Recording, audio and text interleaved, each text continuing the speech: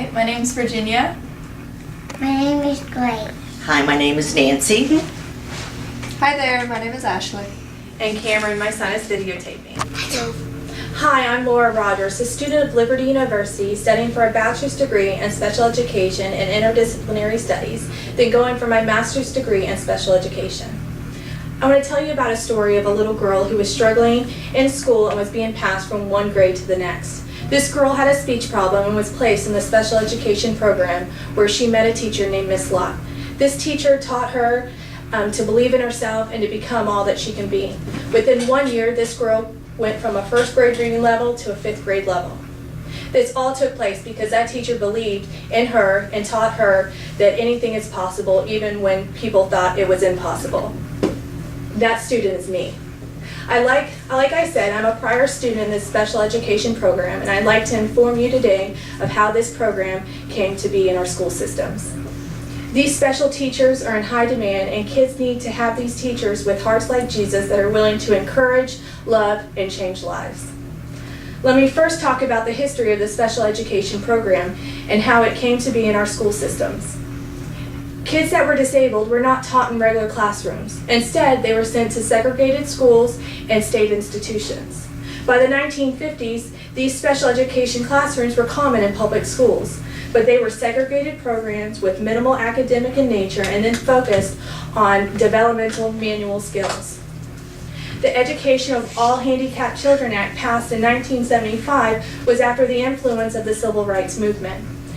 This legislation emerged a term, least restricted environment. Least restricted environment means that students with disabilities must be educated in a normal environment as possible. In 1985, Madeline Will, an assistant secretary of the Office of Special Education and Rehabilitative Services within the U.S. Department of Education, assessed the effectiveness of special education programs. She indicated that a majority of students with disabilities were placed in special public schools far away from their homes, and if students went to school close by, they were typically spent much of their day pulled out in resource room programs.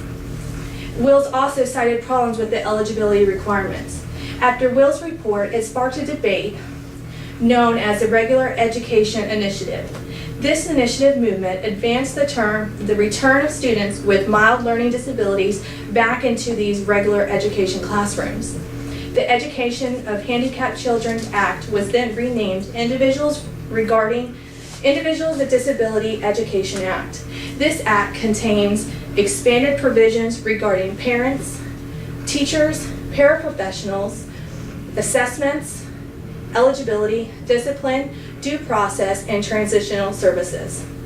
Now that you have a better understanding of the special education program, let's talk about the students in these programs. Did you know that the number of youth ages 3 to 21 in the special education program was 6.5 million in 2009-2010 school year?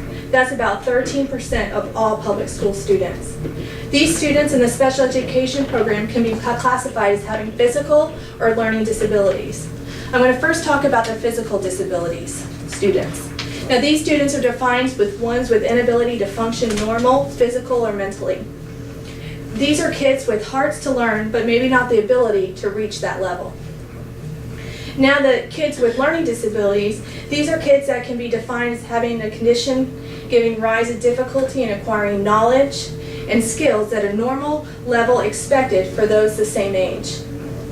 Now, each state has its own definition of what a learning disability is, so you would need to contact your state to know its specific definition.